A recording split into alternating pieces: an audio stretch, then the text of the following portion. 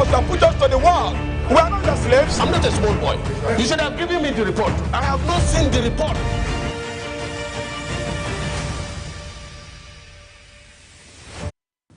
Yeah, it's a beautiful morning here on Global Morning on Global Televisions where we get to welcome you. And of course, don't forget that it's, thank God, it's Friday. A very beautiful morning. And for the fact that the federal government declared today a public holiday as well in respect to the Easter celebrations of Christians, brothers and sisters. And it's a good welcome here at the studio, not just here alone. I'm with Queen Agaba. Good morning, Queen. Good morning, Michael. You look so elegant this morning. Thank you. Is it because of the celebrations that we are about back in as Easter? Well, maybe. Happy Good Friday. Yes. Okay, so yes, yesterday something actually happened. You know, the blackout in National Grid again, light, steel issues. You know, in the cities of Abuja, in the city of Lagos, and you know, really citizens are already passing through a lot. And then when we find that, you know, government are not really doing enough to restore power. I mean, the issue of electricity is quite a very troubling situations in the country. Did that affect your area? Did you have much electricity to enjoy yesterday? No. Actually, true. It did affect me, and it's a call for concern, you know, from everyone to find out that in 2024 and at this point in time, we're still battling with electricity. Yeah.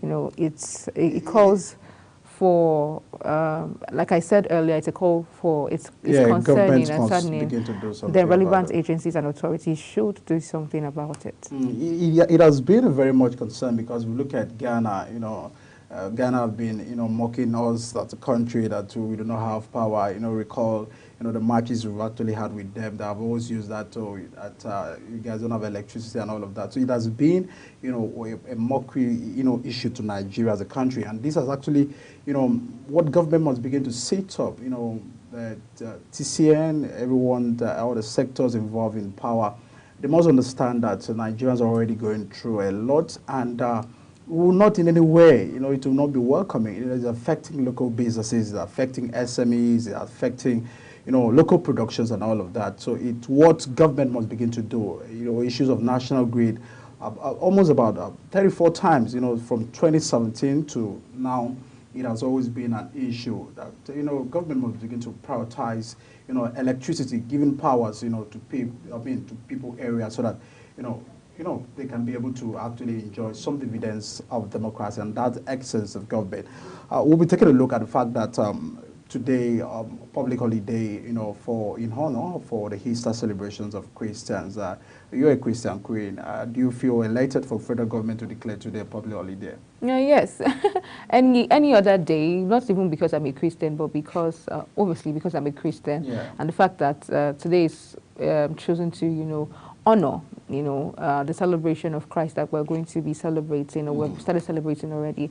But as a working class, you know, whenever, it's just that we don't go on holidays. But, you have to be here to tell the people what's because going if on. we go on holidays, we can't bring you some of the highlights of these festivities. Exactly. But I'm really very excited for the public holiday. Yeah, you know, that begins to take my mind back there, you know, when it's time for Easter. You know, we always look forward to Easter. We always look forward to, you know, Christmas. As Christians, we always look forward. I mean, our Muslim brothers, you know, look forward to Ramadan, that they are still on, and other festive times. And then it always comes with some nostalgic, you know, feelings like, oh, it's time for us to wait, and then on Sunday, we're going to eat rice, you know, when Christ actually, you know, all of that practices. A ritual, it has been a ritual of every year back then.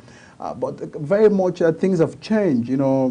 Good Friday, where, you know, people will definitely get to church, you know, to cry, you know, and the sacrifice, I mean, you know, the crucifixion of Jesus Christ and all of that. There were so many things significant back then. Take your mind back. How was, you know, Easter to you, you know, growing up? Not unlike Christmas. I think Easter was just Easter, but we looked forward to, especially the drama that was, you know, played, especially now that it's Good Friday, the crucifixion. Back then, when I was growing up, we used to have a Catholic church behind, and so it was a norm that every Christmas they had the drama portraying how Jesus Christ was crucified and all that, and then we'll see different versions of Jesus Christ every time like this, every of this season like this, you see how he'll be carrying the cross, and then, you know, he parades long roads with soldiers, and then before the D-Day, the big day where, you know, the drama will be acted out, there'll always be rehearsals. So that's memory, you know, there'll always be rehearsals for it. The church was just behind my house, like I said, so we'll hear some of their rehearsals, some of the voicings, so it was a highlight for me, and then it was really very interesting. You know, currently we are losing out. You know, when you look at, you know, the generation that we are right now, some of them have not actually understood the storyline about, you know, the journey, I mean, about the crucifixion of Jesus, the resurrection of Jesus, and all of that. And then, you know, when you also look at the past, I mean, as Queen, you've highlighted, you know, it was a more of, you know, bringing memories. And I mean, away from just reading the Bible, you know, watching the story of how Jesus Christ, the trials and all of that, it was a fantastic highlight. And this is also a call, you know, to Christendom, that there's a need, you know, to keep on this message, you know, engaging the younger generation for them to understand the stories behind the crucifixion of Jesus, the resurrections, and all of that. There are all that lessons to learn, you know, from that very story. And for the public, I mean, for the federal government to declare today public holidays, for you to be able to, you know, get in touch with the family, sit with them, you know, gets to reflect. You know, it's a time for reflection, as also, you know, for you to begin to, you know, look deeply into your life and then make some, you know, it's already in the month of March. Have you noticed that this month have been a very, you know, we've been counting for March to be over, and it seems it wasn't ready to go. You know, already we are almost getting to the end of March. So it's been a long month. Maybe for you. Interestingly, for me, I think March is fast. Oh, because really? I remember saying a Happy New Month to a couple of people. It feels like last week, and, you know, we're already, today's the 29th of March. So yeah, probably because last month we had 28 days, and then, you know, at the moment where you are still counting 29, you know, you have to count 30, you have to count 31st before we can actually get to first. You know, probably it has been all because of the situation in the country where, you know, you are still battling with a whole lot of stuff. So you just want, you know, things to get fast so that you can actually get to where you, I mean, the president has been promising us that we are sure gonna have a good day. So probably we just want time, you know, to get to that good days where Nigeria will get better, because people are really going through a lot. You know, see a fuel of about 190, then now at about 680. Imagine a family, you know, of 5, how they're buying food stuff. A model of garri that was about 300 now over 900 now, rice and all of that. So you go to the market, you understand that things are really difficult to the people. What has been your survey? Have you been to the market? As things change, you know, for you? Things has changed for me and for everybody, and I'm sure it has changed for you as well. Because now the price has not just soared from the regular price it used to be, but it has most likely tripled and gone as far as 5 times the prices that you get it before. And so it's more like income doesn't increase. So it's more like it's a shocker, especially for women, because women are the ones that frequent the market. But I don't know about men. Who are those sending women to the market? The men, but we are the ones that, you know, have to deal with the fact that I bought this thing. It happens like, okay, this thing I got a day ago, and I'm going back there the next day, and the price has doubled. How? Make it make sense, like they say, make it make sense. So we are the ones that have to deal with the fact that most women, you know, have to deal with the fact that I went to the market yesterday, I went to the market 2 days ago. How did the price soar, you know, to these price that I see? So it's now generally for everybody it's like that, because men, especially electronics, and I know that men are, you know, very conversant with gadgets, you know, so how has it been for you, especially as regards gadgets? Now the prices of gadgets has not just skyrocketed. I don't know the word that best describes it, because a laptop that I would normally buy for 200,000 is now being sold for 500,000 due to dollar, and because of the interest rates and all of that. So it's really, the economy is really tightening up, especially with the MPR that that was increased recently. So I don't know, this is an urgent call as well. I know that there are plans and policies that have been implemented and put in place to some sort of alleviate, you know, this hardship, but we can do better, I believe. Yeah, definitely. You know, the Vice President a few days ago said that Naira will keep on, to stabilize, you know. and also the effort by the Central Bank of Nigeria to give out about $10,000 to bureau de change. This is an effort. They have actually instructed them, to give out dollars at about 1,322 naira thereabout. And when you understand that the importation is still on the high side, and then we begin to see that locally made products are not really patronized in this country. This has given a good effect, on importation. Everybody wants to get things, outside, and then we understand that there are some sense of durability when it has to the product that is coming in. But when you now begin to ask, there are some certain things that, okay, we should begin to see how we can use Nigerian product. It's time for us to begin to adjust. Don't you feel so? Women are still importing wigs and, giving rise to dollars. Issues of dollars.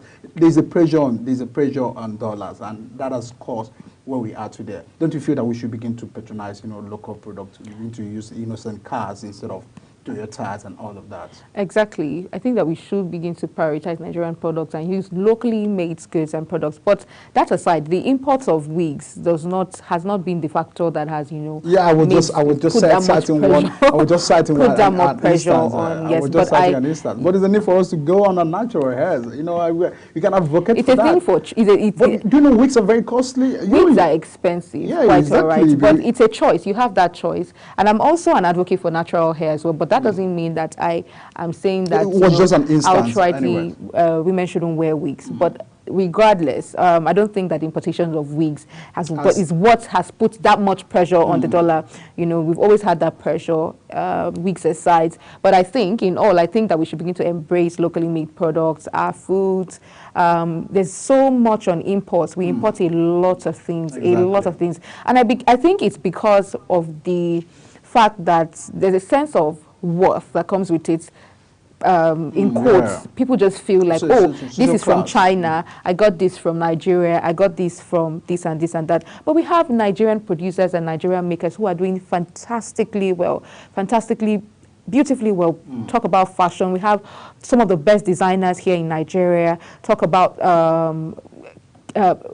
cars, Innocent, for example, and quite a number of Nigerians that are, beginning to come up in the area of tech and all that. So I think that we should embrace Nigerian made and put that sense of, worth that we attach to foreign made goods on our Nigerian made product. Yeah, exactly. And there is also a call for the government to begin to understand that the environment must be conducive for business to strive. A lot of local businesses and SMEs are really going through a lot. I've highlighted the issue of power already. Now, issues of dollars, has also been a pressure that we quite understand. Some of them get some of their goods abroad, and then they find it very hard, So there must be a policy, to encourage, people that are really going into, productions. We are consuming a lot, and then we are not producing. So, government must begin to see that there's a need for us to move,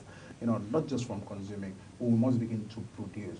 What are the government borrowing money for? What are we borrowing funds from IMF? Why are we getting the money that we're getting from World Bank? Where is it going to? When you begin to understand that these are the things that it's meant to, to be invested, in some production, some infrastructure that is really sustainable, not just borrowing funds to, buy cars for senators, not borrowing funds to, pay for foreign trips and all of that for government officials. This makes, citizens to lose faith, on the government. So, but at the moment, we need to understand that there is a need for government to make some sacrifices, to make some level of investment into production. Then we can begin to fight dollar. And the issue of Naira getting to, having to struggle to survive in the market wouldn't be. We had a time in this country where dollar was as low as 400, to Naira and all of that. We want those good times. Nigerians just want a system that works. Nigerians just want a government that is responsible and proactive, to tackle these situations, because individually are already doing their best. But governments, the treasury of the nation is in your hands, and then there's some level of expectation that, Nigerians want to see you doing. It's not just about talking, it's not just about manifesto, it's about what are you doing, what are the results, what are the level of engagement. And then the moment where we find it very hard that government, you are every day coming out, to tell Nigerians to I mean, make some sacrifices, have some, exercise patience, and you're not doing anything, you're not even making some sacrifices, we are not finding you also making effort, to arrest the situation that we are, then, the people are always, sad. And it's been a very sad about 9 months for Nigerians, and there is a need for us to begin to tackle, the issues that we are. We just want Nigerians to be happy. Don't you want Nigerians to be happy? Exactly. We want Nigerians to be happy, and we pray that the government do the needful. I think it's time for us to, call for taste and texture. Let's see what Fatime has put together for us on taste and texture.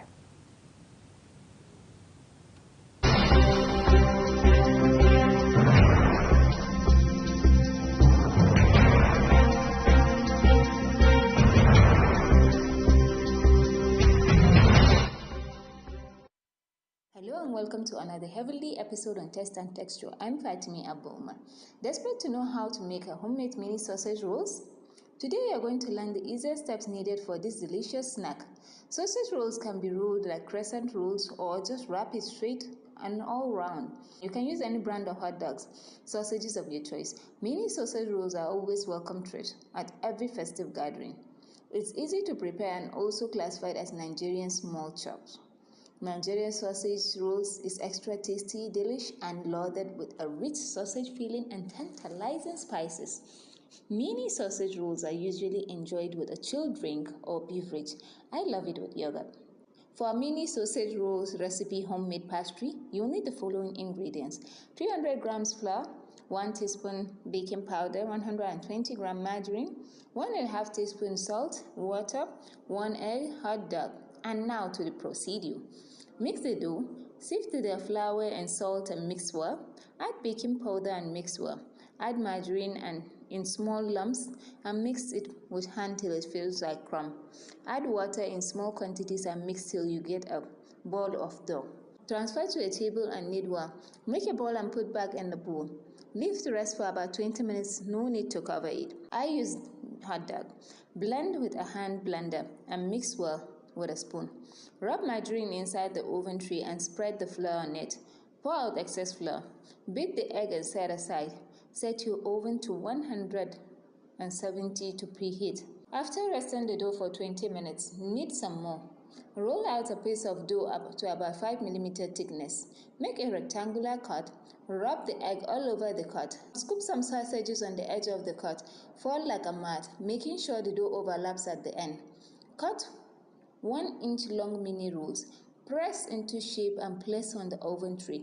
Rub some eggs on the rolls. This helps to give them a golden look. Well done. Bake in preheat oven for about 170 degrees for about 50 minutes or till it's golden.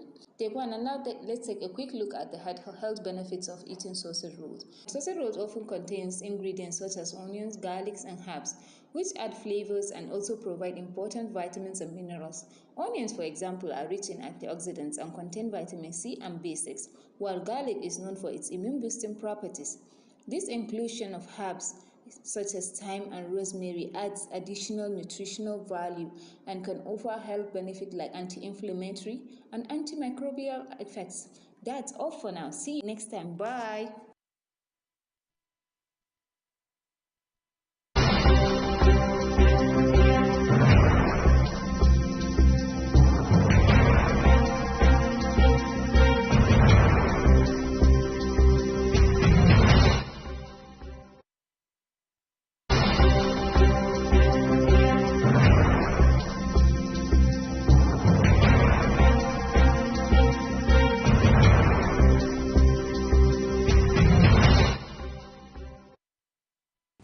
All right, Fatime has just put together some delicacy. I like the fact that we're not just doing the usual cook. There's the angle where you bake and, try a new recipe. And that looks really very sumptuous. I should try. Let me know what is your go-to for breakfast when you, want to have breakfast in the morning. What's a constant? What's your go-to? And what would you like to try as regards breakfast?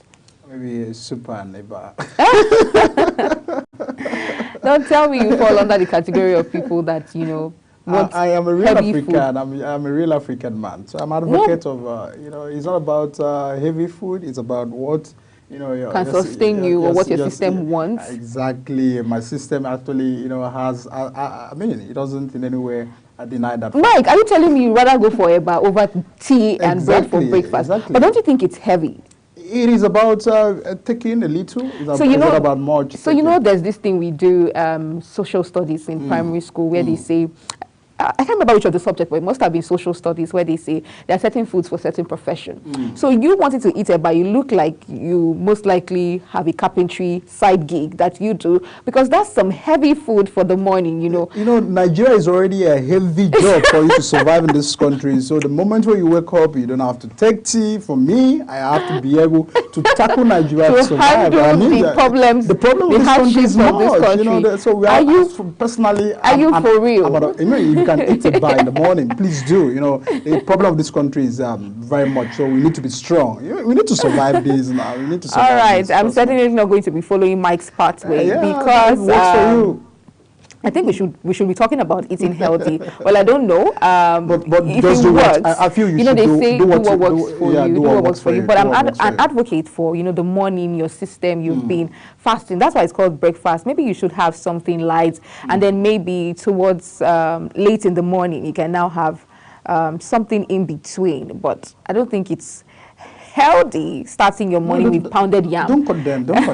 I'm not condemning. But this is what I'm people saying. Doing that, and of course they've been fine. But this is what I'm saying. Go to the villages, They do it. But whatever. No. This is what I'm saying. It's my opinion. But I think that you should start your day with something light, and then maybe much later, at least break your fast, like it's called breakfast. Break your fast with something like tea, coffee, a cup of coffee, and all that. Like they say, a system that works, a system that allows that to work. I mean, it's fine. It is very fine, but sometimes you need to consider millions of Nigerians who do not really have, the luxury to get all of that. But if you can, why not? Exactly. But like they say, there are foods for different professions. They taught us that in primary school. I don't know how. I don't think it's working right now. Like if you're a carpenter, you should have foods that are heavy so that it can sustain you for the rest of the day because you do hard labor and all that. Well, I don't know if I want to be like Mike, but we'll go on a break, and after that, you have your choice. The AM News would continue. Please stay with us.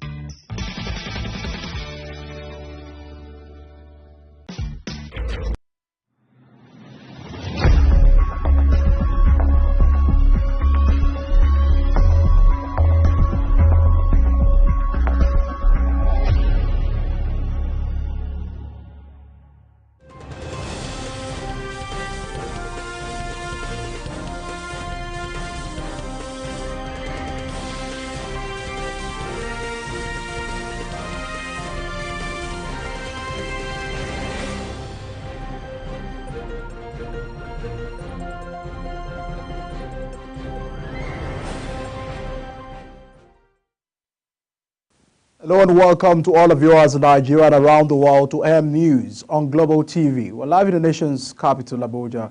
I'm Edikan Michael.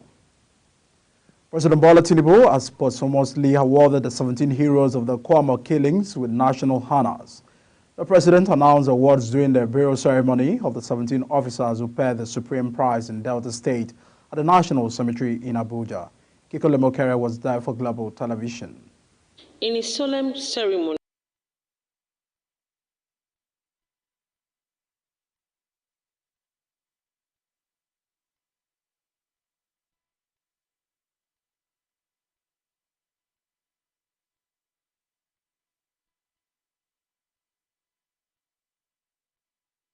Bola Tinubu has insisted that the killers of 17 officers and men of the Nigerian Army in Delta State on March 14, 2024 must be arrested as families demanded justice during the burial of the slain military personnel at the National Cemetery in Abuja.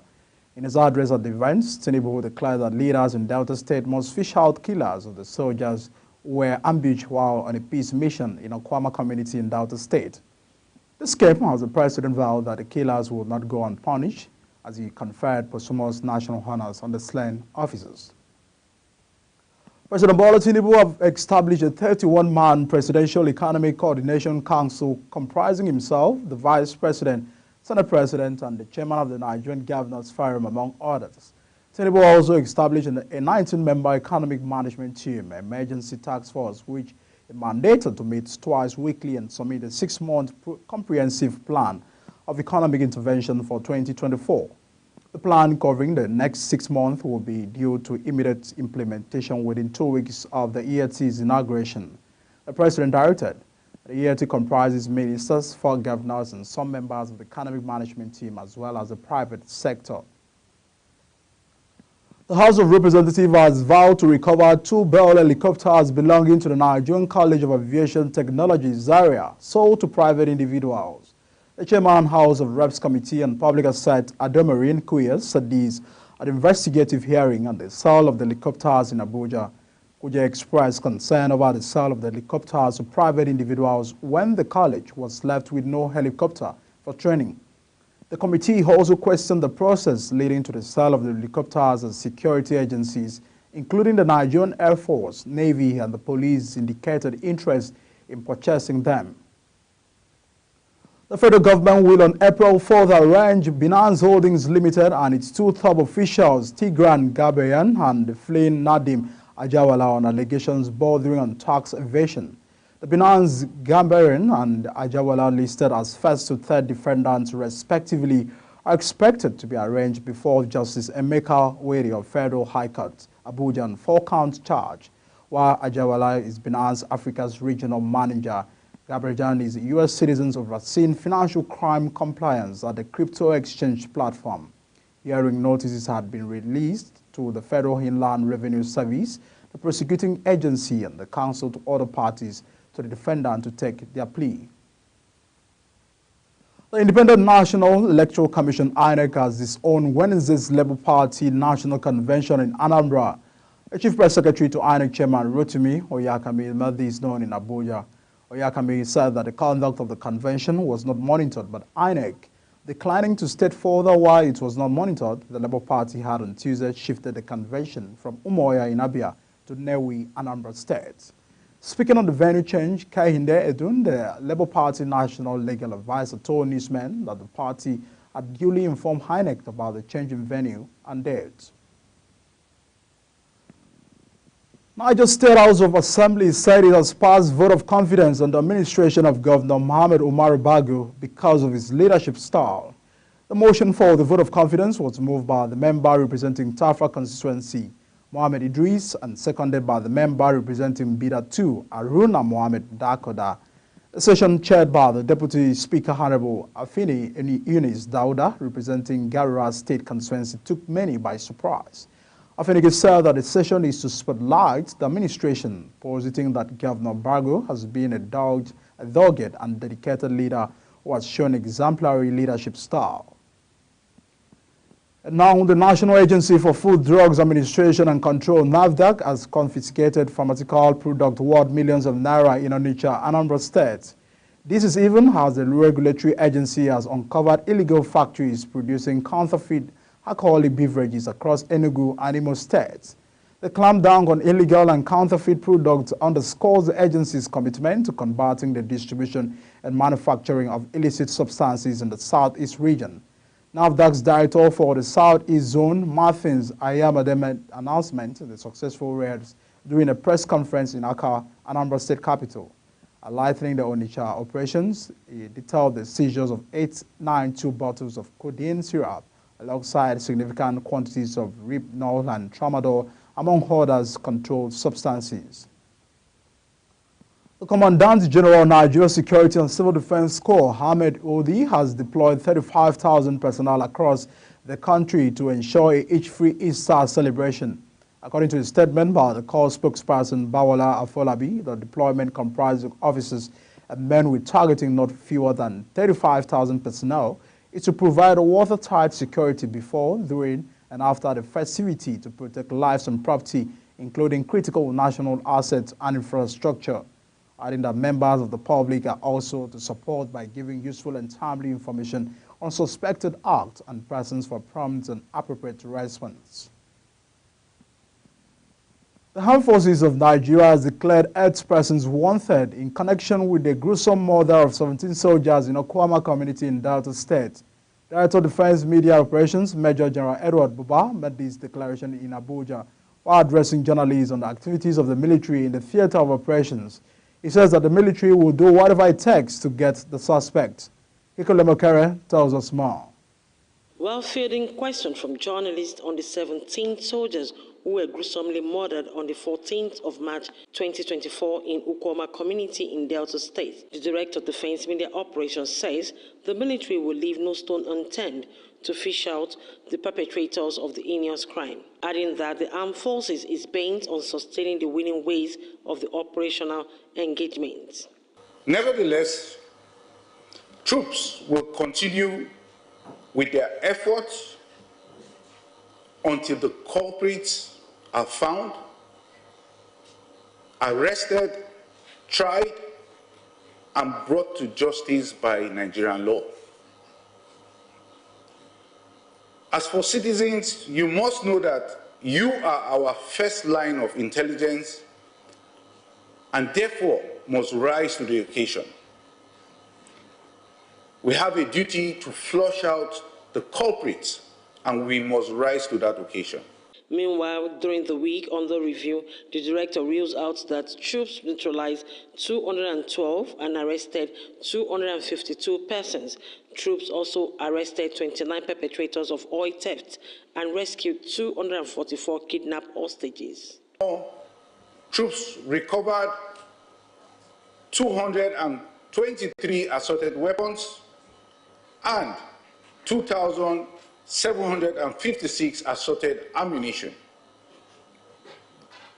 The breakdown of which is as follows: 3 M56 rifles, 115 AK-47 rifles, 3 PKT gun, among several others.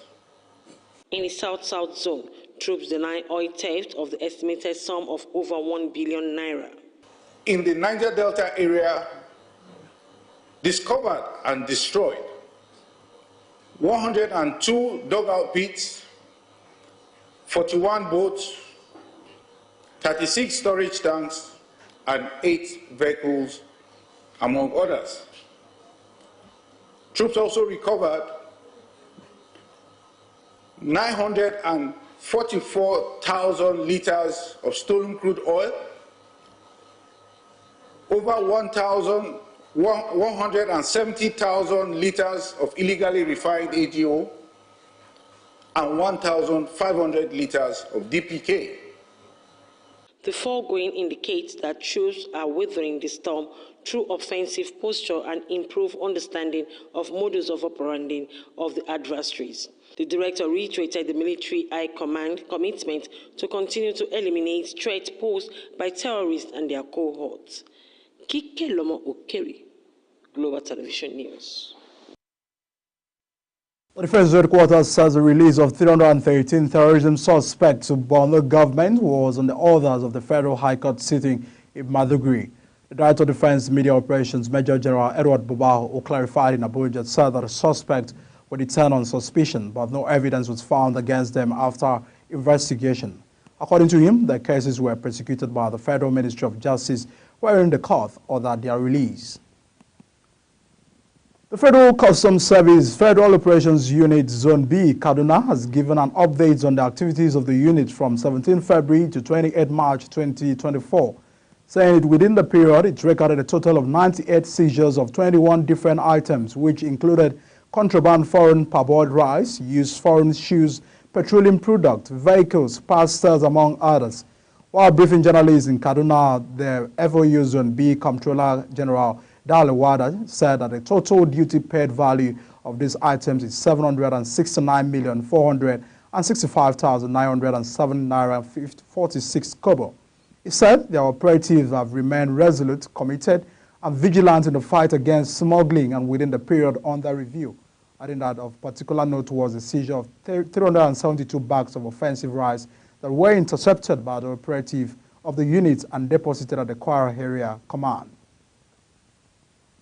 High Court of the Federal Capital Territory sitting in Jabi on Thursday dismissed charges of fraudulent conduct in the handling of oil prosecuting license 245, popularly referred to as the Malabo oil deal brought against the former Attorney General of the Federation, Mohammed Adeoke, by the Economic and Financial Crimes Commission.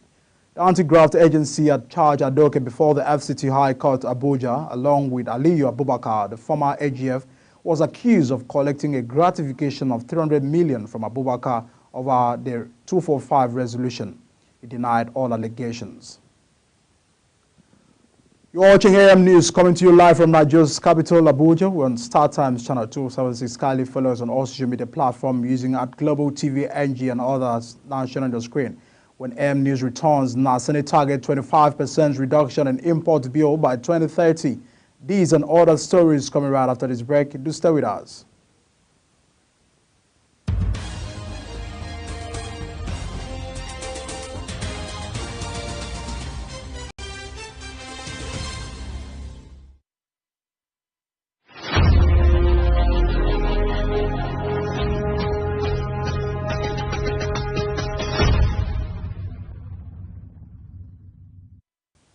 This is Global Television, bringing live broadcast of AM News. Many thanks for staying with us. The Federal Airport Authority of Nigeria has shut down a branch of the popular food outlet KFC at the Murtala Mohammed Airport, Lagos State. Fans stated this in a statement signed by its Director of Public Affairs and Consumer Protection, Obiageli Ora. The statement added that the directive followed a social media report by the passenger with reduced mobility who alleged discriminatory treatment he received at the airport. The authority has instructed that the management should tender an unreserved apology in writing to the affected and a policy statement of non-discrimination be written and pasted conspicuously at the doorpost of their facility before it resumes operations. On the foreign scene, after a month of warnings, a recent UN-backed report offered had statistical evidence that the humanitarian catastrophe in Gaza is turning into a man-made famine. It has increased the pressure on Israel to fulfill its legal responsibilities to protect Palestinian civilians and to allow adequate supplies of humanitarian aid to reach the people who need it. The UN's most senior human rights official, Volker Turk, said in an interview that Israel bore significant blame and that there was a plausible case that Israel was using starvation as a weapon of war in Gaza. Turk, who is the UN High Commissioner for Human Rights, said that if intent was proven, that would amount to a war crime. The bodies of 2 people have been recovered from a red pickup truck which was underwater where the Baltimore Bridge collapsed. 8 construction workers were on the bridge when a ship struck in, plunging them into the waters below. 2 of the workers were rescued on the day, but the search continues for the other 4, all presumed dead. 4 of the 6 victims of the bridge collapse have been named so far. The official says the divers are no longer able to navigate the waters safely because of concrete and debris found in the river, the police said. They are now using sonar scans and believe that vehicles that may contain other bodies are ensconced in the substructure and concrete that came down from the bridge. Two other missing victims who are presumed dead have also been named Magun Luna, originally from El Salvador, and Mando Suazo, an Honduran citizen. A 50-year-old girl and another woman, 63, and two men ages 22 and 49 have been stabbed to death in a stabbing spree that rocked Rockford, Illinois, northwest of Chicago, in the United States of America. Rockford police, in a statement confirming this attack on its X-handle, said that the harrowing incident occurred Wednesday afternoon. Police said that the Rockford became the scene of a devastating stabbing spree that left 4 individuals dead, including a teenage girl and several others injured. It also confirmed the apprehension of 22-year-old male suspect following the violent attack that occurred at the multiple locations within the city, approximately 90 miles northwest of Chicago. And in business, the National Agency for Science and Engineering Infrastructure has projected a reduction on import bill by 25% to $34.7 billion by 2030. They were contained in a document presented by the Executive Vice Chairman of NASENI, Kali Aliyu. The agency said it will achieve this by forming partnership locally to manufacture top 10 items in the country.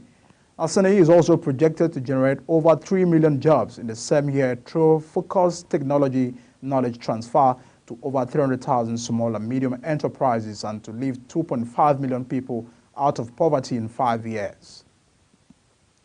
And our interest rate and huge demand have propelled investment in mutual funds to 82.2% rise, with its net asset value reaching 2.82 trillion naira year on year in February 2024 from about 1.55 trillion naira recorded in the corresponding period of 2023.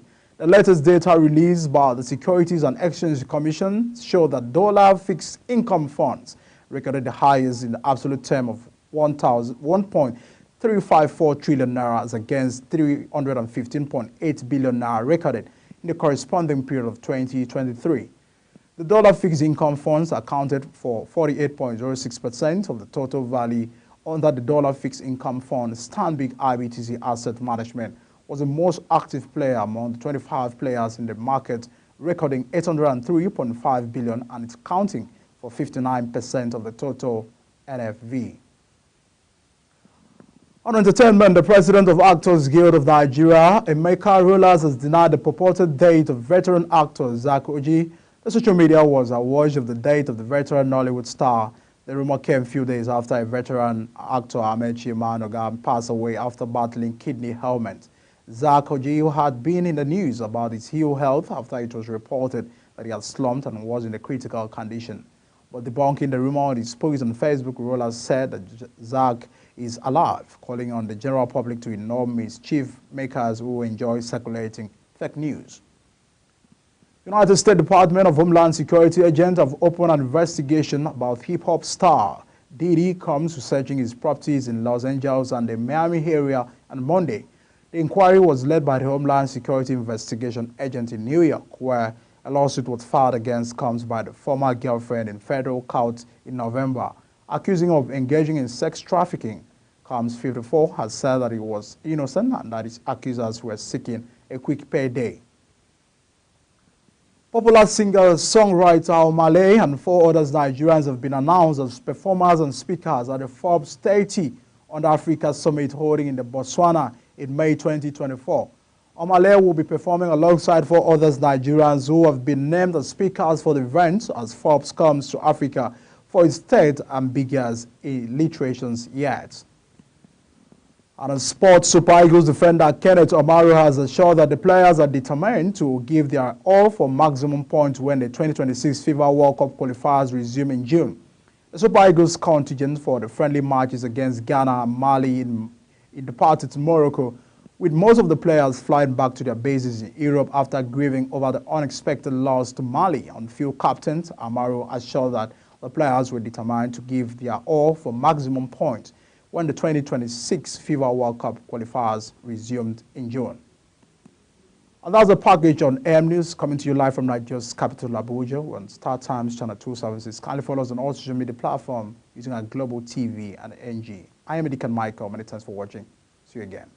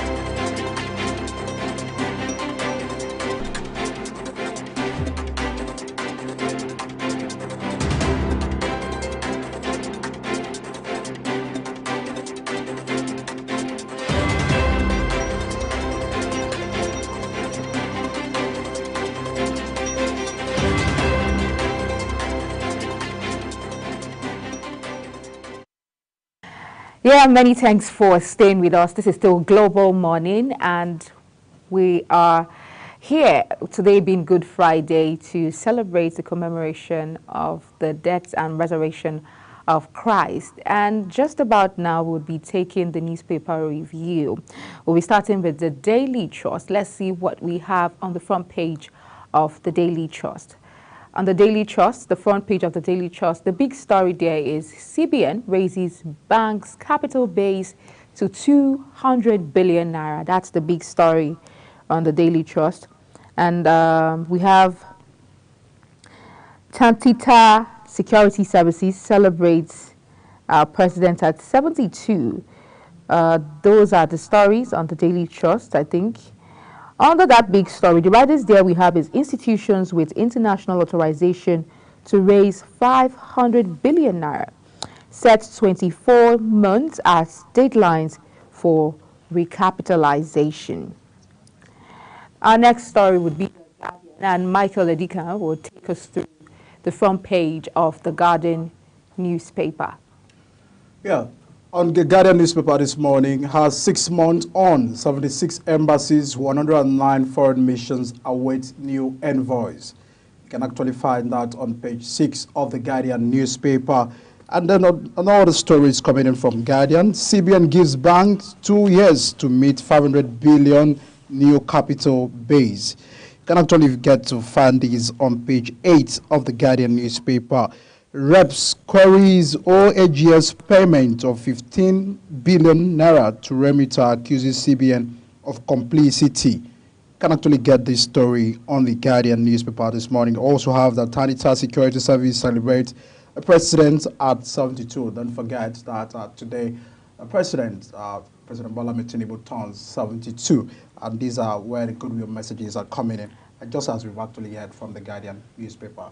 Mike, I remember that prior to the birthday of the president, he had made a press release, a statement saying that he wouldn't want to be celebrated. He would want, most of the funds that we channeled towards putting him on the newspaper, we put, into charity, considering the economic hardship and all that we're facing in the country right now. But I want to believe that despite his call to not be celebrated on the front pages of newspapers and all that, Tantita, because I'm seeing that Tantita has, I don't know what the other pages of the newspaper looks like until we review it yet, but we have seen Daily Trust and Tantita taking the big stories and the front page of the newspaper celebrating the president at 72. Yeah, people that are, you have hypocrites and sycophants always in the system who always want to go against, probably the wish of the man. The man came out and said, oh, he even made a public release.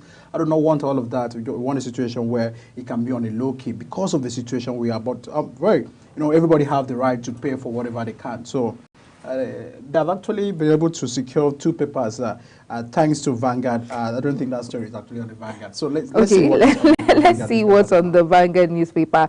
Okay, we see that the president is being celebrated on Vanguard newspaper. But let's see. I think we'll take a look at the Punch. Okay, the Vanguard. But we see that in the Punch, the president has his face. We have the picture of the president there being celebrated at 72. But on the front page of the Guardian newspaper, we have Okwama DHQ declares Delta Monarch militant leader, 6 others wanted. We also have Nigeria records second electricity system collapse in 2024. You find that on page 19 of the Vanguard newspaper. And also persons in corridors of power behind ordeal. Olatunji freed First News editor. He says persons in corridors of power behind his ordeal. Also on the Vanguard, we have MINSIM linkage. NCC insists non-compliant subscribers must be barred today. Confusion as chairman directors fight over sack of Echo Disco MD and CEO. Also on the Vanguard, quite a number of stories on the Vanguard newspaper. We have Binance executive sues NSA, EFCC. The big story here on the Vanguard newspaper is CBN's new capital base, top 5 banks in 1.5 trillion naira 1.5 million trillion naira shortfall. And also on the Vanguard, we have CAF conferred Corp USM Alger protest over timing of Rivers United dash. Some of the fonts on the Guardians are quite tiny, but we have a whole lot of stories here. So you might want to pick up a copy of the Vanguard's newspaper to read it up. Our next paper would be the Punch newspaper, which Michael Edika will bring for us. Yeah, we find it also that on the Punch, Tantita Security Services also celebrating the president as 72. You know, I think this is coming from Tom Polo. You know, these are a very powerful warrior citizen, a senior citizen of this country, Tom Polo. You know, he's a friend to the president. So notwithstanding, you know, he actually sent in a message here on the Punch paper. That is a big story on the Punch. And then we have other stories, a couple of other stories. Buhari, National Assembly, Sanwo-Olu, others, Tinubu at 72. You can actually find these on page 13 of the Punch newspaper. Delta bloodshed. Military may place bounty on monarch. Others declared wanted. And that you can actually find on page 2 of the Punch newspaper. And then a big story too on the Punch. CBN raises capital base for mega banks to 500 billion naira. Can also give bank 24 months to recapitalize. National lenders to raise 200 billion. Others 50 billion naira. You can actually get to find these on page 2 of the Punch newspaper. What other paper do you have there? Okay, the last paper would be This Day newspaper. On the front page of This Day newspaper, we have FG plans liaison with CBN to prioritize FX allocation to boost power generation. And the rider there, it says quite tiny fonts. We have other stories. Buhari, Sanwo-Olu, Fubara, and others greet Tinubu at 72. We also have Catholic bishops, Nigerians celebrating Easter in atmosphere of uncertainty. Delta killing. DHQ declares 8 suspects wanted, embarks on enhanced operations. The big story on This Day newspaper says CBN sets new hurdles for banks, raises capital thresholds to 500 billion naira, 200 billion naira, and others. We have a couple of riders there. Says separates new capital base from shareholders fund, capital adjustment to affect new applications for banking licenses submitted after April 1st, 2024. Mandates compliance within 2 years, demands implementation plan, and Access Bank will need to raise 248.18 billion naira, FBNH 248.66 billion naira, Zenith Bank 229.25 billion naira, GTCO 361.81 billion naira, and UBA 384.18 billion naira. And that's it on This Day newspaper. But I want us to go back to Tantita Security Services. I don't know if the Tantita reads the news or follows, you know, but if the president has made a desire, a wish that he wants to see happen on his big day, I think we should all respect that wish. It's more like saying, I want this to be done and I don't want this to be done, and people going against, you know, that that wish that you have just projected. The president, I remember saying that he wouldn't want to be celebrated on front pages of newspaper or pages of newspaper particularly, but would want whatever donations and all of that to be channeled towards. But as the president we're talking about here, so regardless, do you think that people should at least go ahead to celebrate him in newspapers? And all of that? When I got to the release, it was something I knew very well that you know, many people, will go against it because come on, he's a man the #1 citizens of the country. And then we have other people that are trying to do all they could, to get the attention of the president. So the moment where they find it on his bed there, some of them wants to go extra mile to prove a point. But just as the president, his intention was that, instead of you to do this, why don't you take these funds, to do something, maybe impactful to your community or to someone's life. But Tom Polo is, this is not the first time he's always doing his thing. I mean, he's someone who is very authoritative on his own. He doesn't work with the standard of some operations. He's a security expert, and then one of those in charge of the Niger Delta, crisis and all of that. So, he always wants to show up, So he's taking advantage of the fact that, all these papers, when you'll be able to pay them, you can be able to get a slot and then, take your story on. But lessons must be learned.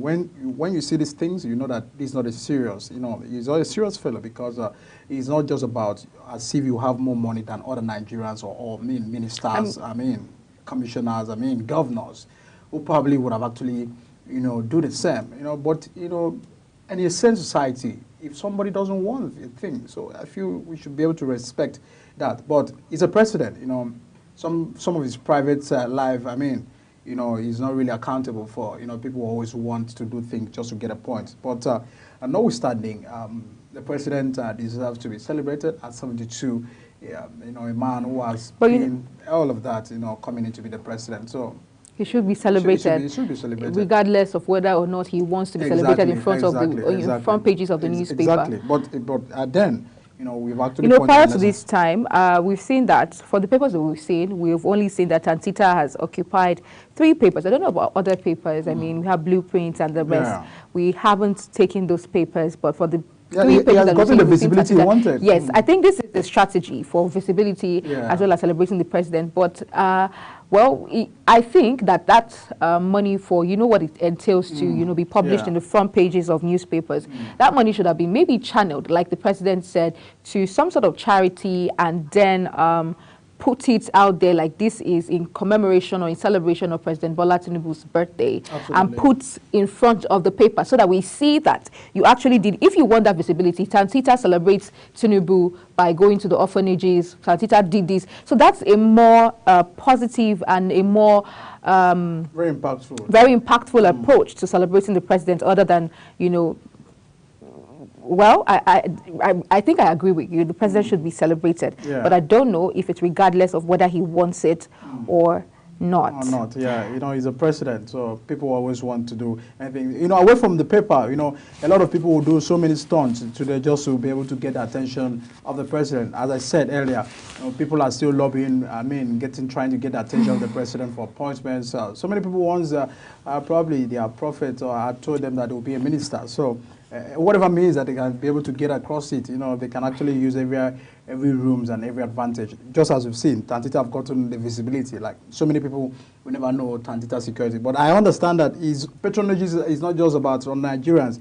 These are government individuals are the ones, who patronizes the services. So it wasn't even a marketable strategy. It was just a political, a political stunt just to get the attention of everyone. But away from that, as we've highlighted, we are joining our voice to really celebrate the president, a man who became governor, a man who has been an activist, being in the private sector, being in the public sector, and now coming to be the president of the country, after even successfully being the leader of the political party that had the former president emerge. So, it's wonderful that we joined, and of course to say a happy birthday to Mr. President and 72. And it's also marking to the fact that today begins a holiday for the Easter celebration. But one of the, away from Tantita, we've also find, the issues raised by CBN, raising banks' capital base to 200 billion now. I feel we should also make a comment on this. This is a move by the CBN to secure the Nigerians' people. This is a move by the CBN to secure our funds. This is a move for CBN to understand that, banks are not running with your money. Because most of the times when you find the influx of, some of these banks coming in, non-interest banks, like the OPay, that are not really having the full authorization to operate, like, we have the Zenith Bank and all of that. So they have actually given them some level a capital base for, for them to deposit with the CBN. So it moved by the CBN to tighten up, the security, and also to have some funds, in the covers of CBN secure. I used to wonder, what happens if banks decide to run away, with all the millions that you've stuck in the bank? What will happen to you? What will happen? How will you be able to do? So it has always been a thing of a concern, but for CBN to understand that they need to be able to sit up, and then for people, for banks, to take that, to really be accountable to their investment in Nigeria. And of course, it's also boosting the faith of Nigerians in the banking sector. So it's commendable and on CBN.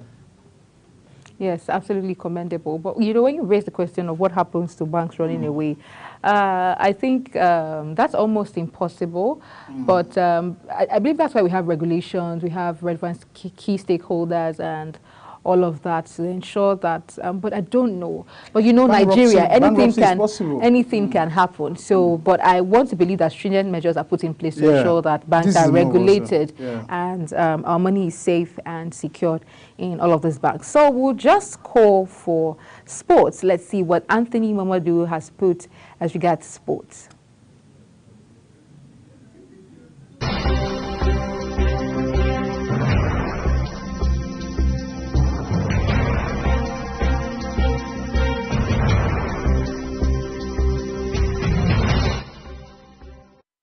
Hello sports fans, welcome to Sports News Update.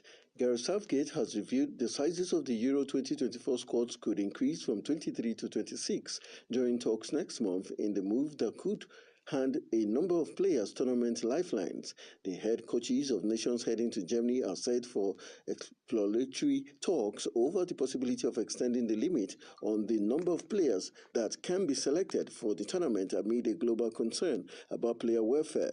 Traditionally, managers have been permitted to select 23 players for major international competitions, but the delayed Euro 2020 teams consisted of 26 men as a safety buffer for COVID restrictions. Teams were also allowed to pick 26 players at the World Cup in 2022 in Qatar. However, it has been looking increasingly likely that UEFA would revert to the original 23-man rule for this summer's European Championship, but Southgate has disclosed that there is a clamor within the coaching community to stick within the 26-man eligibility for the Euros. Arsenal will look to add a top striker to their artillery this summer, with sporting director Edu reportedly compiling a 10-man shortlist. His catalogue of hitmen include Ivan Toney, Alexander Isak, and Victor Gyökeres, sporting CP's goal-a-game talisman. Arsenal have been prolific this season without a consistent recognized striker, scoring a Premier League best 70 goals so far. Kai Havertz has often operated as a false nine when Gabriel Jesus has been injured, and despite struggling at first, he has started to thrive in the role. However, Gunners will revert to a typical number 9 system as of next season and are narrowing down their search. Ivan Toney and Alexander Isak are the most recognized names in England because of their Premier League experience. Brentford Golden Boy has scored 4 goals in 10 games since returning from his betting ban and notched 21 in all competition last season.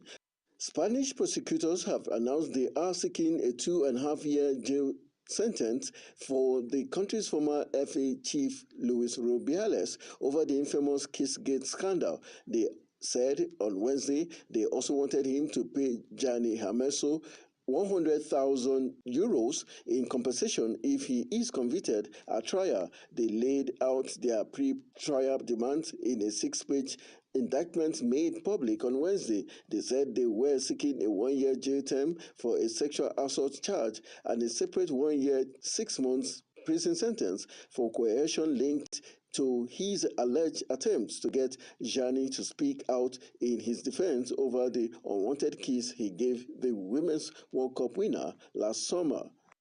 Toni Kroos is reportedly in line to seal a one-year contract extension at Real Madrid. His current deal expires this summer, but his employers are so impressed with his performances, they are willing to keep him until at least 2025. Kroos, 34, has played in all but 3 of Madrid's games this campaign and is a stable midfield presence for younger charge to learn from. He announced a shock return to the German national team in February and made his first international outing in almost 3 years this month, even captaining the side. Madrid have discussed a new deal with him and he is said to agree with signing it, according to Fabrizio Romano. This comes as a huge surprise considering that as recently as March 19, he left his future wide open for debate. However, he did the same last year, only signing the extension until the summer. And that's how we call it a wrap on the Sports News Update. I am Anthony Momodu.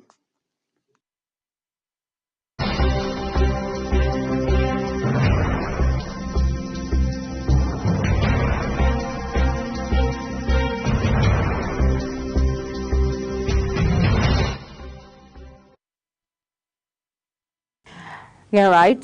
That's all about sports put together by Anthony Momodu. Many thanks to Anthony for, curating that much information about the world of sports. Now let's see what Animal has in store for us, Animal and OD, as regards entertainment. Thank you, entertainment, in the course of our bulletin today. Let's see what Kike Lomo-Okere has in the world of business.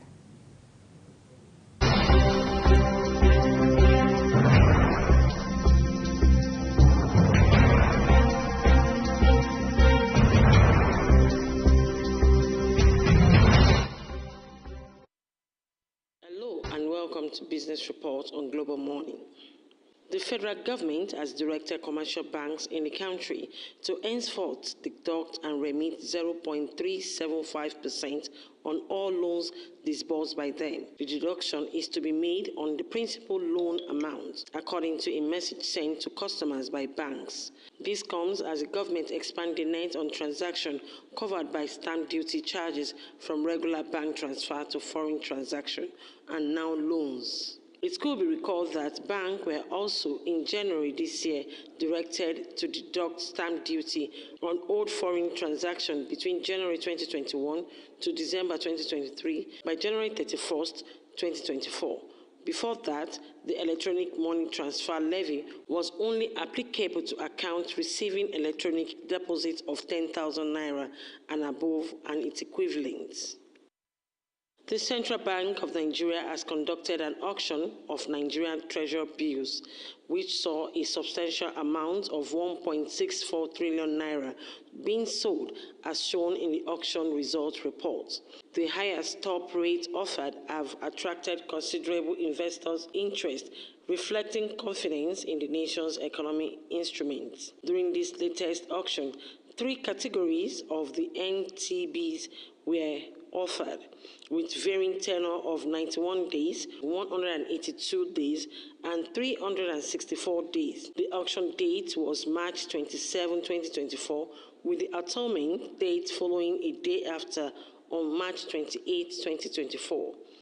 In an effort to protect consumers' rights and interests as mandated by the Federal Competition and Consumer Protection Act, FCCPA 2018, particularly under Section 17 IS 116(2), 124, 125, 138, and 155. The Federal Competition and Consumer Protection Council conducted a target enforcement operation at Gariki Model Market in Abuja. The operation aimed to verify the accuracy of product claims on 25 kg and 50 kg of rice. In a statement signed by the Acting Executive Vice Chairman and Chief Executive Officer Dr. Adamu Abdullahi says, according to findings by FCCPC, it reviewed discrepancies between the weight claims and the actual content, saying such practice not only violates the FCCPA but also exploits customers through deceptive means.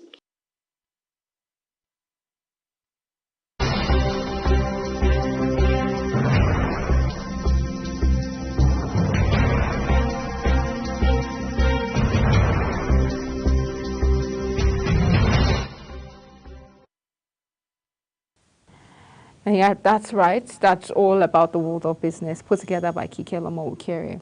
Now, one of the things that, is always on the paper and always, put in front of the paper is the constant rise of insecurity, as we see, and especially with the release of the 78 school children, where we see that six of them, 76.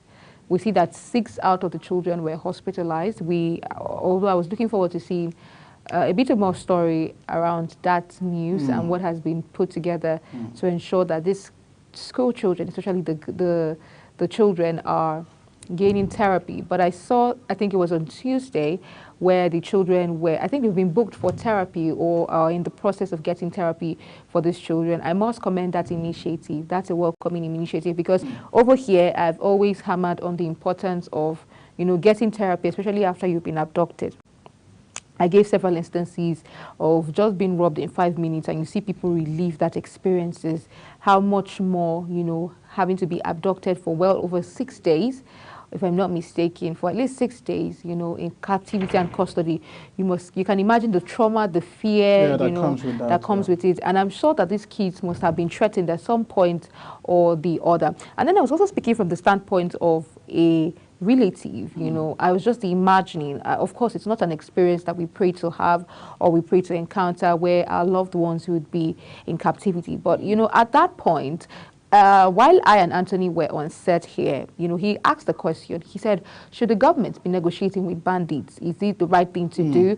Because we see that the governor of Zamfara State, yes, said he wasn't negotiating. He didn't have to negotiate with the terrorists and all that. And then we see the president as well comes to say that negotiating with bandits is a no-no and all that. But I was speaking from the standpoint of a relative, that if you have someone in captivity, all that matters with you, or all that matters for you at that point in time, is for them to get their release. Nothing else matters. You just want them to come, which is not a selfish thing to do. I think it's your loved one that is there, so it's important that all that you're thinking is, how can this person be safe and come out there alive? That's all that matters. But when we come to governance and all of that, because we've seen several cases of kidnappers and bandits abduct people, the question we're posing now is, and we've seen the government pay ransom some way, especially as regards the Nabila sisters. You remember the Nabila sisters that were kidnapped, and one of them unfortunately was killed by these bandits, but we're glad that the rest of them have regained freedom and all of that. But particularly this case of the school children that were just released now, do you think that the government should, have negotiated with the bandits, even if they're outrightly coming out to say that they didn't negotiate, and the Nigerian army is saying that they use kinetic and non-kinetic, approach to get these children out of there? Now, Mike, my take is, what I think is, if truly they did not negotiate with the bandits as they have put it out there, I think that we should have heard about the arrest of some of the bandits, or possible, like some of the bandits were shot, killed and all of that, but we don't hear anything. We just see that the students were released, were just released without gun battles and all of that. So what do you think this kinetic and non-kinetic approach, as the military have put it, what do you think it entails? Yeah, I feel then, as you just mentioned, what the people, every time we hear of insecurity, abduction and all of that, it has been a concern that, the government are not doing their best. You've gotten the release of the school children. What happened to, the people behind this act? Have they been comprehended? Have they been arrested? Who are there? NCC, what are you doing at the level of communications? These people, demanded over 1 billion from government. So what happened? How about tracking, to get their conversations or to get those details? And so at the moment we begin to understand that, nothing is being done, and then we just find, people finding it very easy, to go to a school and get over 176 people out of their classroom, out of their learning environment for some days, and then start demanding funds.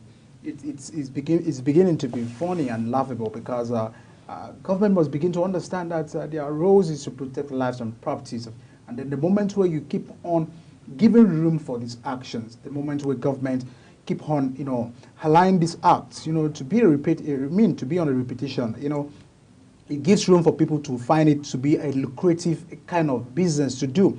So people are already seeing, the issues of abduction to be a business. So if I've been able to, if I'm able to get someone, I'll place a ransom, and then the family or government will begin to pay. We shouldn't encourage that in a society. We should be able to deal severely with people find behind this. The culprits must actually be brought to book. We have to start seeing the people at the crossbar, so that we can begin to find that easy, and then people can begin to learn lessons and begin to deter from these actions. By this, you don't know a lot of people that you discourage from actually joining the act. And then there's also the need for government to tighten up, the issues of economy, because what is giving rise to terrorism, giving rise to abduction, has been, the people are not really engaged. Lack of unemployment, in the country is actually on the high side. And then at the moment where you find people not finding anything to do, the only possible thing that they find within themselves, they be able to engage. And then sometimes the moment where we're having insecurity in the FCT here, we understand the fact that people that were a few people that were arrested, so they started saying I wasn't doing anything, and then Mr. A called me for me to join, to do the robbing and bag snatching and all of that, so they were able to engage. So the moment where citizens are not engaged with, the moment where jobs are not there for people to do, they find anything to do, So we must begin to also understand that the social system is not really encouraging. We are still having, the richer getting richer every day, and the poorer the poor persons are getting more poorer every day. It's not meant to be. So we must strike a balance where people must begin to afford what to eat. Hunger is on a high side issue as well. We are finding people protesting, breaking into warehouses because of hunger. This is actually a threat to security. Insecurity doesn't start until people have been abducted. It starts from the fact that an estate is not safe. You're going back home, your house was attacked. You were in your own house, and people, came in to, get you abducted and then placing a ransom. We find that stories very common. So we should begin to see how we can begin to discourage this act, as it is not healthy for our society. The moments where insecurities are not, when we are not safe, investors won't come in, to invest in the country. People are leaving. Some investors are already leaving. So we need more people to come in. So the messages that we get to project there, speaks volume. The moment where people feel that the society is not well served, this will automatically get to discourage, foreign investors to be able to come into the country, and it must be addressed to, so they can begin to tackle the issues of insecurity. It's a very paramount thing and must be addressed. We want to give kudos to, so far to all the security personnel for the actions they are taking and all of that. And then we now take a look at Delta State, the slayings of the soldiers.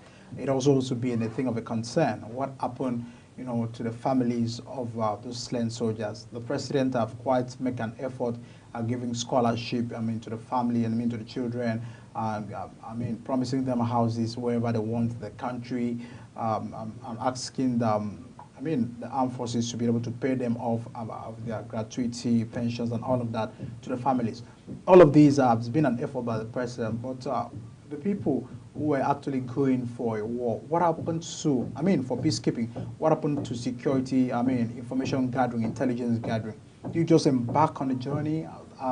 Our own military people that are meant to protect us are not strong and not well equipped. These are the questions we must begin to ask, because if the people are being taken unawares, it means that they are not really getting some information. These people in the community and you in the particular state. So we must begin to understand that security agencies must begin to do better. They are already trying, but they must begin to do better in combating, issues of our non-kinetic must actually come to play, and these can be able to address the issues that we are finding very common in our society today, in Nigeria today. So in Nigeria, a peaceful Nigeria for all. Everybody wants peace. Everybody just wants an environment that is safe and secure. Everybody wants an environment that you understand that it's not just in Nigeria. You understand that in America we find some cities where somebody can just pull out a gun and then pull you down. And then there was a bill in the Senate that Senator Ned Nwoko was proposing, that everybody must have a gun for purpose of self-defense. Personally, it's not good for the psychology of Nigerians, because Nigerians, we are hot-tempered. Some statistics of Nigerians are very quite hot-tempered. So what happened to any disagreement in the market? You know, people begin to pull out their guns. Already, the situation when it gets so bad, you know, people have mood swing. You know, do you know that, you know, lack of money gives mood swing? It's not just about, you know, about someone having, getting you upset. You know, if you do not have what to eat, you may actually go into mood swing. If you do not have money to fend for your family, and especially for men, you know, men always try to secure their families. I mean, it's always, the pressure is actually on the high side. So that bill, we are still hearing to know, we are still following the story to know what the Senate is saying about it, and then to get to see if we do not have, they are making it the light of the day. Away from that, you know, it's an effort by the people, government, to begin to see how the environment can be conducive for everyone to live, do business, work, and stay safe, you know, in the society. Yeah, exactly, absolutely. And as regards the bill that was passed by Senator Ned Nwoko, I think that why that must have come from a place of pain and hurt, because one of his PAs was gruesomely murdered by hoodlums. I think why that must have come from a place of pain and all of that. We also need to look at the long term, the future, what happens when everybody begins to arm themselves, especially in a place like Nigeria, when a lot of things are not properly regulated, you know. So you can have a disagreement, a fight, and all of that, and someone pulls up their guns. I mean, we've had cases, even without guns being legalized here, people still have guns, and they do a whole lot of, you know, criminal activities. But speaking of impulse, while I think that we should also have we should be self-protected, we should also understand the climate we are in, the country we are in, and the times that we are in. Absolutely beautiful. So we'll take a quick break, and when we come back... Yeah, we'll be speaking with our financial experts in regards to the CBN Capital places demand on banks. Of course, our experts will be joining us for this conversation shortly after this break.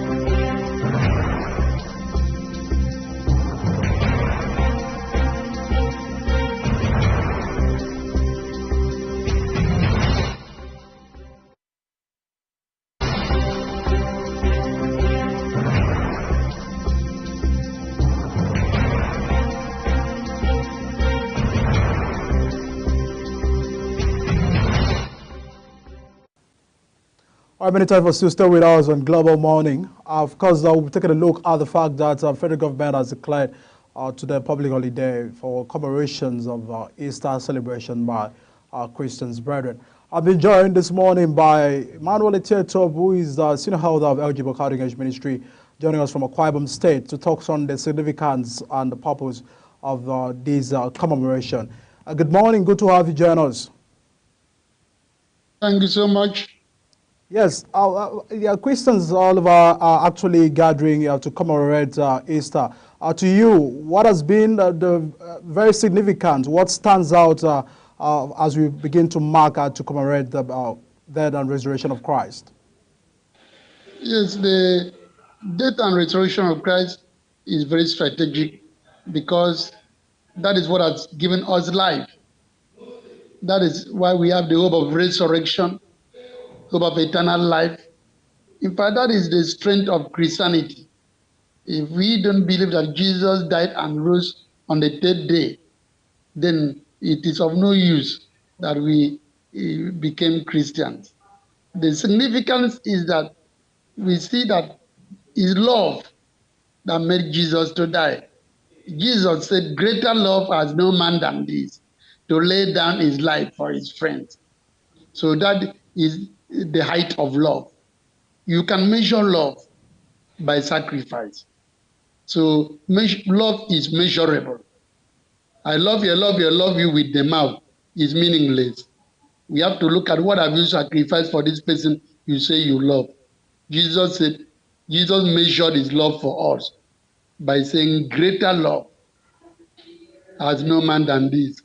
That means we have love that is great, greater, greatest, measurable. He laid down his life for us. And so, and it is something that we should be happy that he died for us. But I'm shocked that some Christian groups, people cry during Christmas. And they cry on the day of this called Good Friday. When the women of Jerusalem were crying, when they saw Jesus carrying cross to Golgotha, Jesus rebuked them very sternly and said, don't weep for me, weep for yourself. Women of Jerusalem, weep for yourself and your children. He was always mad at anybody who weeps for him. Apart from saying that to women of Jerusalem, after his resurrection, 2 disciples on their way to Emmaus were crying. They were sorrowful that Jesus, who was a righteous man, and they hoped that he would deliver Israel, was killed. And Jesus walked into their midst. They could not recognize that he was Jesus. And Jesus rebuked them and said, you foolish Galileans, ought not Christ ought to have suffered so that he may enter into his glory? So those are 2 examples, patterns of how Jesus reacted, when he saw people weeping that he died on the cross. I think that we should celebrate Jesus. We should praise God, praise Jesus Christ. We should rejoice that he died for us. If he did not die for us, where would we be? So that's how to respond to the death of Jesus Christ, not to weep. Because Jesus himself was always bitter, when he says that people wept over the very thing that brought him into the world. So all right. There have been a controversy about the word Easter, and then many people have actually the origination of Easter. Is it about celebrating Jesus Christ? Is Easter a word, a controversial word, sometimes linked to a pagan god? How do we come out with the word Easter now for the purpose of this celebration? Yes, I believe that Jesus was born in a manger. I also believe that Jesus died on the cross at Calvary. But I'm not a believer in Christmas or a believer in Easter. Understand that these are human creations. That word Christmas was coined by Emperor Constantine. And this Easter is because Africans don't like to read. They say when you want to hide anything from an African, put it in a book. but not all Africans, because if you put it in a book where I am, I will discover. So Emperor Constantine fixed Easter and fixed Christmas when he claimed that he saw the sign of the cross in the sky. A voice told him, with this sign, go and conquer. And he went and won in a battle. And he now said he's now a Christian. So when he said he's now a Christian, he himself belonged to Mithrax religion that was occultic. And when he now joined, became a Christian, he tried to marry the two between that one and Christianity. He said that it's the same thing. They're only using the same words, different words. To a Mithrax religion, there's a woman by name Semiramis, and the woman had a son called Tammuz, that the woman was worshipped as mother goddess, and the son worshipped as son god. So we should read books, we'll see them. Semiramis and Tammuz, they had a logo of a mother carrying a woman. And they said it's the same thing in Christianity. There's a mother we call Virgin Mary and carried a son, Jesus Christ. So that he tried to marry the two together. And even this Easter, they used to, different bishops in Roman Catholic used to celebrate it on different dates. Until later, they had to harmonize and put it on one date. And Jesus said in his own prophecy that the Son of Man will be in the heart of the earth 3 days and 3 nights. When people ask him for a sign, he said, this generation will not have any sign apart from the son of Jonah. For as Jonah was in the belly of the fish 3 days and 3 nights, the Son of Man will be in the heart of the earth 3 days and 3 nights. If Jesus died on Saturday, that is God called Good Friday. So if he died on Friday, that is called Good Friday. And we celebrate resurrection on Sunday. I don't see 3 nights, though, because Friday night will be one night, Saturday night, second night, and he rose up Sunday morning, first day of the week, at dawn. So it is either Jesus is a false prophet or those who fix Easter made mistake. The two cannot be right. But I choose to believe Jesus as a true prophet. I will not say he's a false prophet. I rather believe what Jesus said. So Jesus died on Thursday, not Friday. Thursday night, Friday is one night. Friday night, second night. Saturday night, third night. And that makes Jesus a true prophet. That he will spend 3 nights in the grave. And he died by 3 p.m. As the Bible has said. He died by 3 p.m. hangs on the cross by 9 a.m. First hour of prayer. And at the time of evening sacrifice, 3 p.m., he died. Thursday evening. Thursday night, one night. Friday night, second night.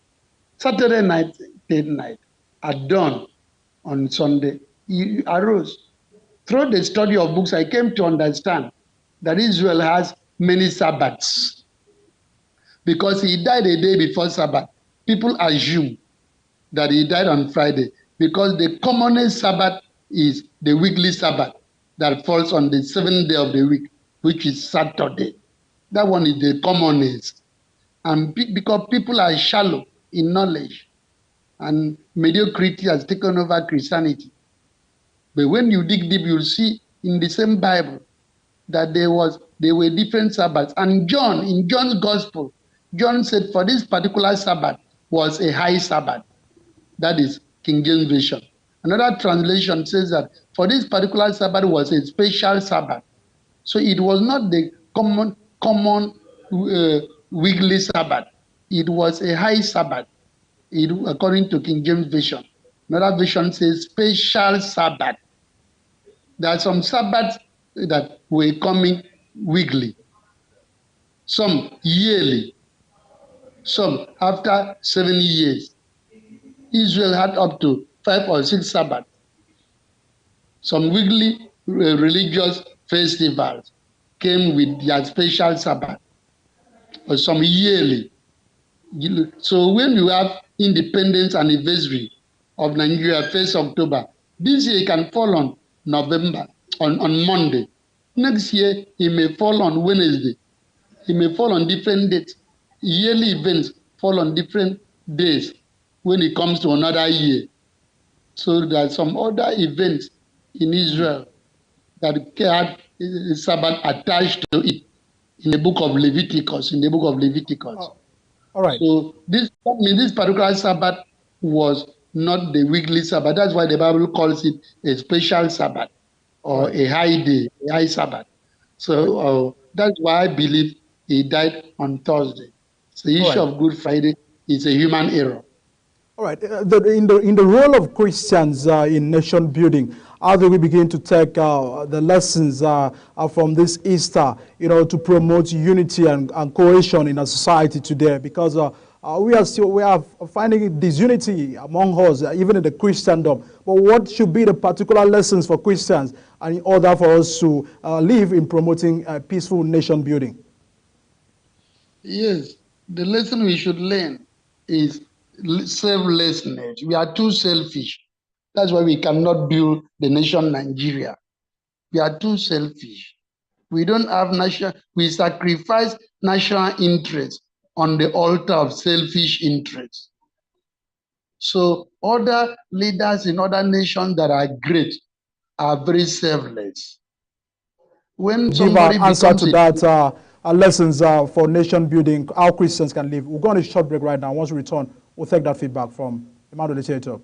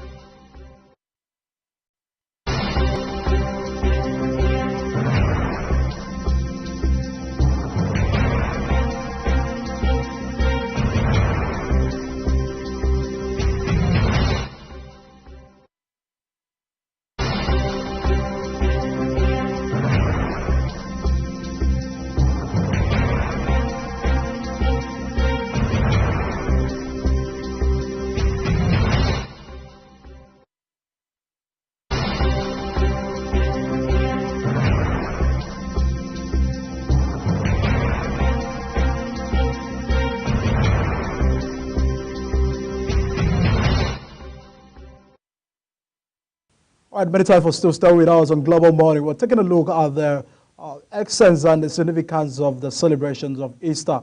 We're still having our guests joining us from Akwa Ibom State, senior holder of eligible cutting edge ministry, joining us from Ikotekben in Akwa Ibom State. Good to still have you join us, Ms. Manuel.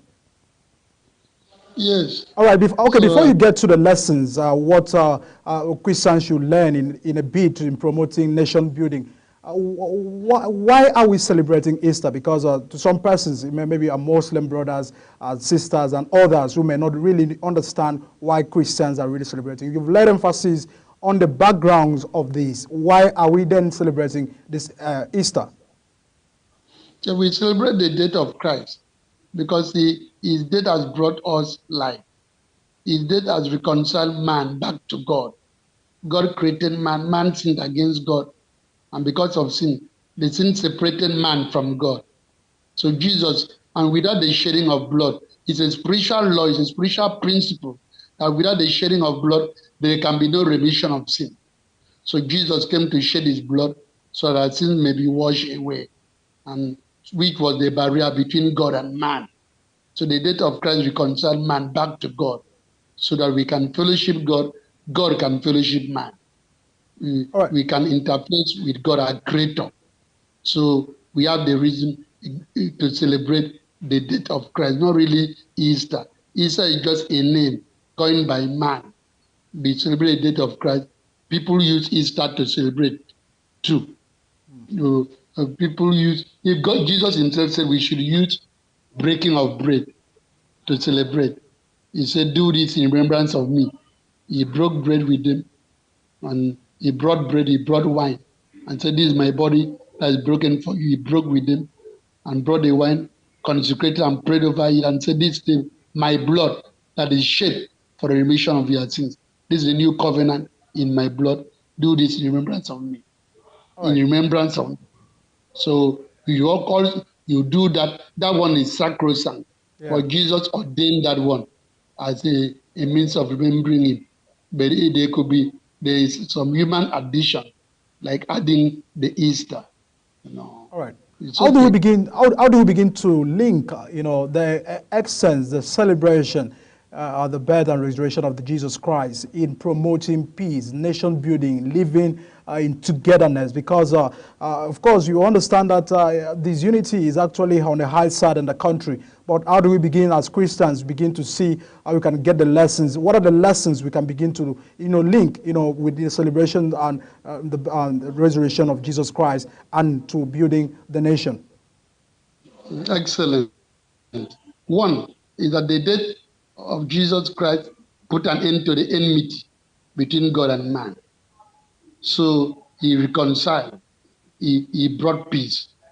So those who were living in enmity, husband and wife, brother and sister, one tribe and the other tribe, the celebration of the death of and resurrection of Jesus Christ should also put an end to enmity that people have against each other.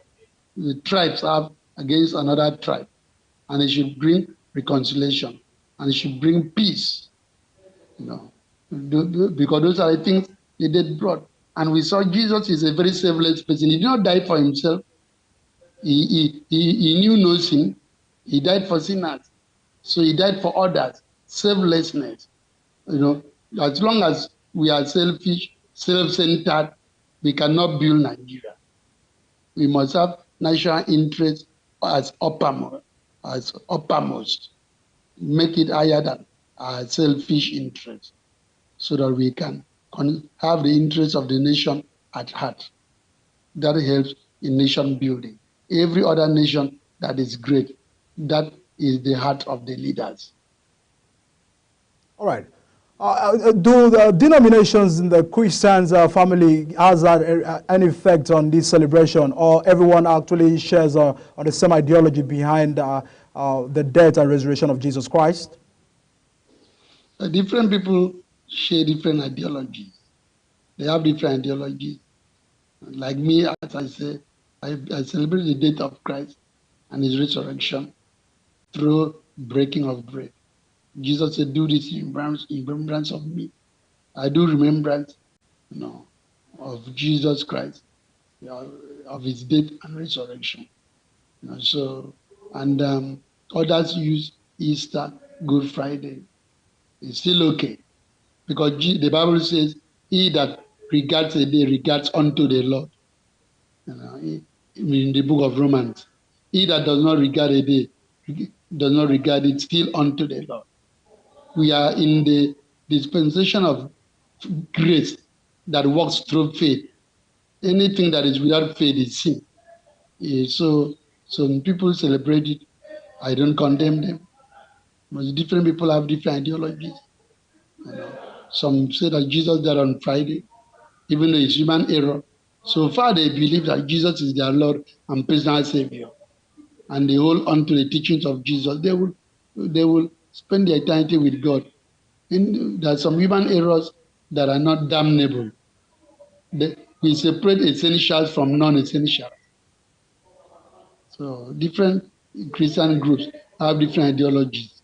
But for you to be a Christian group, one of the essentials is that you must believe Jesus is the Son of God and he died for us.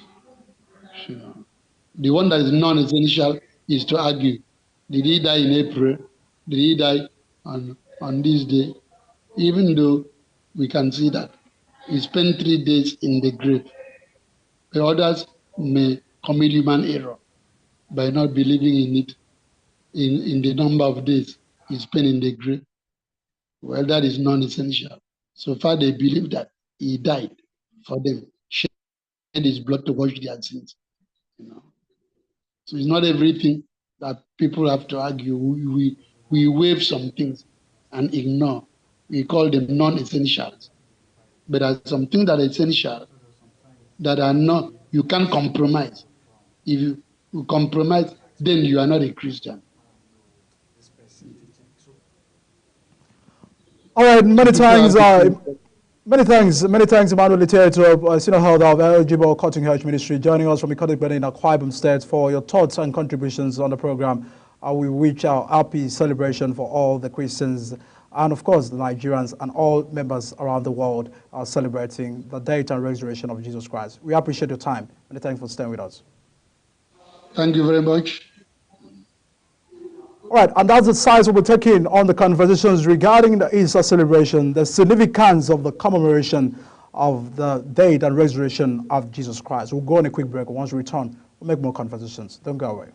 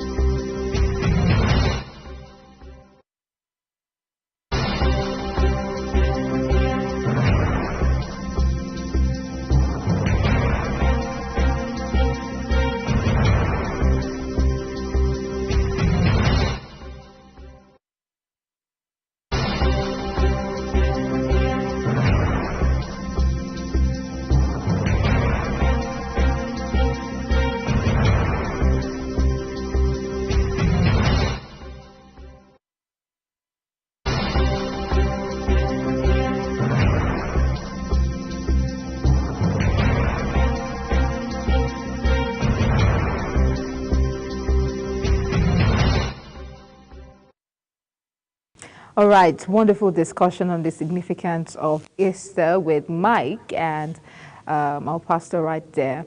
Mike, I think this is where we call the curtains on Global Morning. We've had an amazing time this morning speaking about a whole lot that's happening in the country, topical issues, big headlines on the newspaper, and then the significance of Easter, like you rightly did with your guest. What are you looking forward to in this weekend? Are you going to be having a holiday, a break, or any of such?